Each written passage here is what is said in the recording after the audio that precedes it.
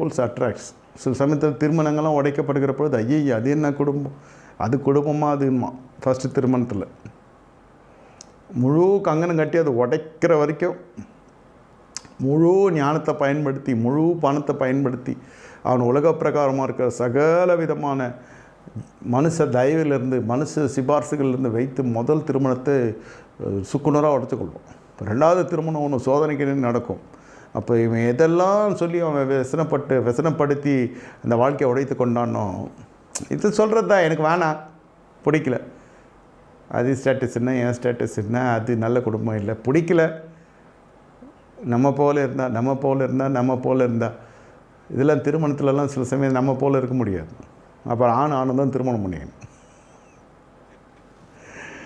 இப்போ அது நடக்க ஆரம்பிச்சிருச்சு சொல்கிறேன். அதே தான் ஏசா அந்த